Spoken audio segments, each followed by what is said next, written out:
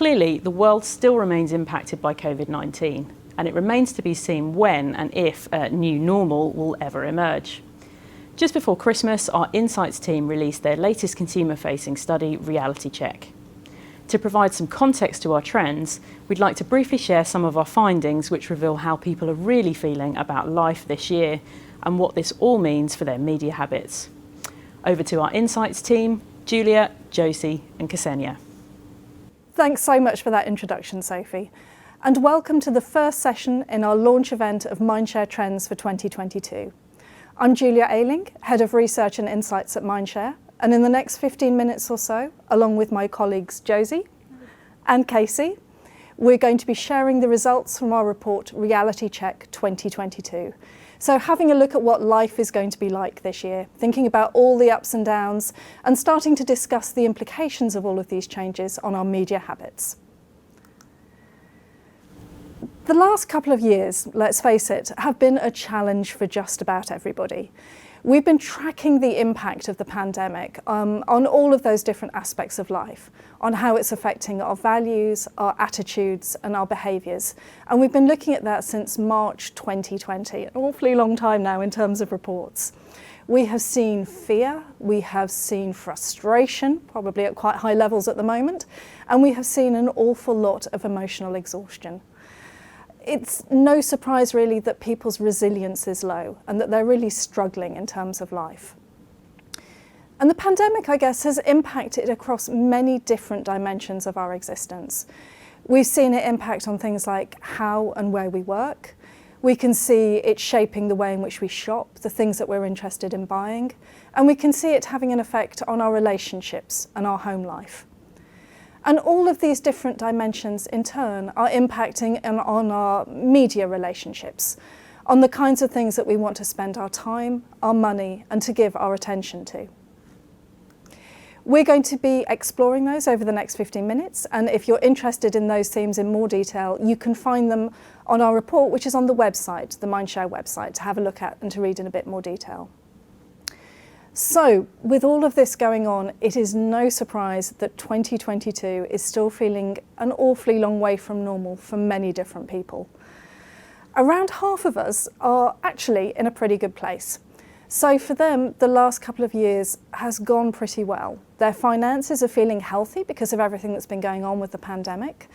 Their relationships are stronger because they've been spending more time with each other and have been supporting each other.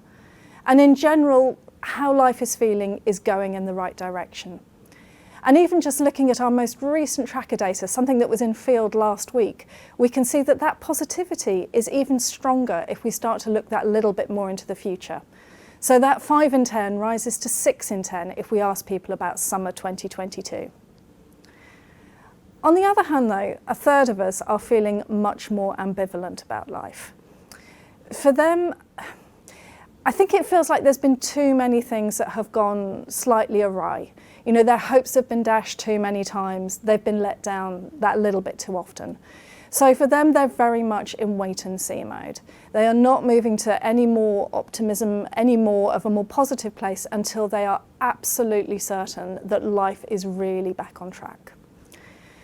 And then on the downside, around 1 in 5 of us are really in a bad place. We are feeling pessimistic about the future. Our finances in particular have been a big concern. And when we look to 2022 and beyond, we're not happy about the life that's going to be in front of us. Why don't we start off, Josie? Why don't you tell us what's been driving that particular stream of negativity for those people? Sure. I mean, honestly, it's quite a lot of different things. I think the pandemic has given us plenty to worry about, whether that's from a health perspective, social, economic, and we've been tracking all of that worry that consumers, that people are having since March 2020, so since right before the start of our first lockdown. And what we've seen is that while the sort of specific worries and concerns might move around a little bit, the level of, or I guess the proportion of people that are concerned isn't moving at all. We're seeing about 8 in 10 people having some level of worry, some level of concern sort of hanging around with them at the moment. So out of those different concerns, money is one of the bigger ones? Definitely. I think there is some nuance in terms of different audiences and different groups as to what they're worrying about. So our over 55s have more health concerns, for example, which is to be expected. Parents are a bit more worried about their children, after all of that time homeschooling. They're worried about education, they're worried about schooling, they're worried about whether they should be expanding their families. And our under 35s in particular, financially, they've had the toughest time, I would say. They are really worried. They're worried about holding onto a job, about having debt, about getting on the property ladder. So there's lots of different worries lingering around for different groups. But one thing that everyone is worried about, no matter which way we cut the audience, is the cost of living. Mm-hmm. And I think, given the figures that we saw just yesterday, I think something like the highest for the last 3 decades. Am I right in saying? That 5.4% increase in the last 12 months in the cost of living. I think those concerns are warranted. Fair enough. So how's that starting to impact how people are behaving if money is that sort of big issue for them? I mean, financially, we've all been knocked about by the pandemic, and I think the last 2 years have just been about surviving, about sort of getting through that short-term day-to-day. But because we've been in that sort of short-term concerns and worries for so long, those sort of anxieties about what that means for the long term are really starting to grow. And particularly for those under 35s, we're seeing they're really wanting security, they're really looking for stability, and as a result they're becoming much more risk averse when it comes to their spending, when it comes to their financial behaviour. And we're sort of seeing their spending and behaviours shift a bit more towards what we typically see from older generations at this time. Okay, so is that risk aversion starting to impact other behaviours and other areas of life? Yeah, I would say definitely. I think shopping in particular. So I think from a brand choice point of view, they're looking for more value from brands. They're looking for more kind of safer choices, brands they've bought before. So I think from a kind of brand implication side of things, it's really important to reinforce the strength of that relationship, reassure people a bit more about kind of the fact that what they're buying is a trusted brand that they can, relate to. But I think also it's important to understand that shopping as a whole has kind of decreased. People have realised, we don't need that much stuff. And from a kind of growing financial concern point of view, people don't want to spend as much money on non-essential sectors. So actually one of the things that we looked about in the data was all about all the different shopping sectors. And actually not one has grown in importance over 2022. So people aren't really prioritising spending money over the next couple of years or so. I think the slight exception, though, on the positive side is tech for the home and subscriptions. So because obviously we've spent lots of time in our houses, and people have really tried to make them really nice for them. So whether that's new TVs and stuff like that, we are seeing slight growth in that category, and entertainment subscriptions as well, because it has to do with, feeling good about life again. So those two areas I think are quite positive and probably will stay quite stable. But everything else is kind of in decline, especially when you look at something like clothing, for example. But I think there's actually another thing that contributes to this. I think overall the joy of shopping seems to have been wiped out by the pandemic, and there's sort of different things contributing to it. I think stock issues, people saying it hasn't felt exciting to go out and about, the stuff you see in shops just doesn't bring that same level of joy that it once used to. And I think especially in older groups, sort of the over 55s who, over the pandemic have been a lot more risk averse, so they haven't really gone out and shopped. They've kind of almost have given up on it, or either they've moved to online channels, but for them it's not really bringing that same sense of excitement. They miss the serendipity of shopping and the sort of joy of, window shopping and wandering in and kind of seeing something that you never realised you needed. That kind of is going down now. And we know that shifted over time as well, don't we? Yeah, exactly. So we've looked at data from 2017 just around sort of impulse shopping and, the enjoyment of just wandering into a store without actually needing to buy anything.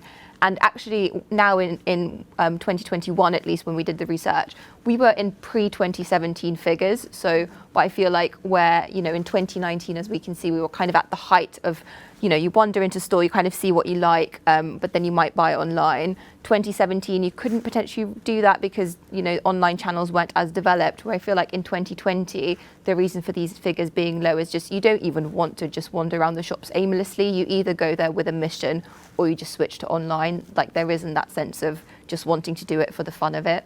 So what's the implications of that from our industry, for our clients? Yeah, I think it's important to understand that shopping will be a bit of an uphill battle for brands, especially if you're kind of in the non-essential sectors. But I think on the plus side, there's definitely new formats coming in that will potentially help bring that sense of serendipitous discovery back. So I think Sophie later on this afternoon is going to talk about shoppable media, and I think that's definitely something that could help bring that sense of suddenly seeing something that you never realized you had, which hopefully could make people, I think it's all about reminding people about the joy of shopping and why they love brands and why they love the things that they love to shop for. I think is going to be really important for brands. Mm-hmm.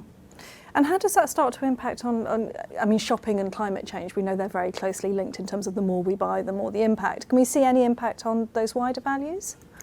I think when it comes to climate change, the intention is definitely still there, but I do think we have to acknowledge that we've had so much to worry about in our day-to-day lives over the past 2 years that some of those other things that are still important to us are definitely still things that we care about. They're just having to move a bit further down the agenda. I think if we think about who you'd really picture as leading the way when it comes to driving, acting more sustainably and sort of fighting climate change, you would think, we typically think younger people, but at the moment we're seeing, over half of under 35s just saying that they feel tired. They feel tired by everything that's happened to them over the last 2 years. So they just don't really have the headspace at the moment to be thinking about sustainability. They don't have the bandwidth to be fighting climate change. So it's tough. So those concerns with the pandemic, the concerns around money, their financial fears are all pushing the climate change down slightly for them? Or? Exactly. But the older guys are coming up a little bit. Yeah, exactly. I think what's really interesting is we've sort of seen different audiences, different generations kind of step up and sort of start leading the charge when it comes to fighting climate change. So it's interesting, it's actually our over 65s that we're seeing at the moment that are really focusing in on climate change. They're the ones that are more likely to say that they're actively acting in a sustainable way at the moment. They're the ones who think climate change, protecting the planet, protecting the environment should be on the agenda for 2022. So with those values slowly starting to come together and that some are going down, some are going up, what do you think the implications are from a media perspective, from how we communicate? I think there's definitely opportunities there to be engaging with this new audience, these over 65s who I don't think we've typically thought of as being our sort of climate change warriors, and getting an understanding of what sustainability and what sustainable behaviours mean to them. I think we see their behaviours are slightly different to under 35s, to our sort of younger people. They're much more likely to be concerned about recycling, about trying to reduce waste and sort of excess in their lives. So, and I also think that they, as a group, they're the ones that are sort of holding brands and companies quite high in terms of their expectations of what they should be doing when it comes to fighting climate change. So I think as an industry, the more we can do to show that we're taking responsibility for some of that, that we're fighting as well, I think is really going to resonate with them and as well help ease the burden for our under 35s who still have climate anxiety. It's just further down the agenda in terms of what they can do about it. So if they can see that as an industry we're doing something, that certainly helps lift the weight off their shoulders. Okay, so I guess one of the big changes that we've been facing and something that we're going through at the moment with that work from home side of things is our working lives and all the different dimensions that have been going on there. How do you see that impacting and changing in 2022 and what do you think the implications will be from a media perspective? I think it's a tricky one, isn't it? That's going to be a big question for 2022, working out what's going to happen with hybrid working. I think a big thing for us to remember as an industry before we get too far into what hybrid working looks like is remembering that ability to work from home, at least some of the time, only really affects about a quarter of the workforce. So it's much more likely to be an option for you if you are a more affluent office worker. So that isn't, just talking about hybrid working and new ways of working to everybody as a wider audience. It's not going to resonate. I think that's really important, particularly when you're based in London. As you're on the trains or not on the trains, and you do feel like everybody's doing the same thing as you, but 25%, 1 in 4, it's not that big. No. It's not that high a number. No, but I do think we still need to, from a media perspective, there is plenty to think about for our office workers.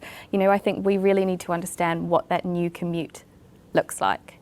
whether that's sort of taking advantage of location data to understand how we're moving, how we're sort of transferring from screen to screen, what days are people moving about. I think that is really important for us. We're definitely seeing that for people who are expecting a bit of an increase in going back to the office this year, to some extent, they're definitely expecting that their sort of more commuting media behaviours are going to come back. So podcasts, online newspapers, streaming music, all of those things that we may have lost because we didn't have the commute so much, they're definitely expecting that to come back this year.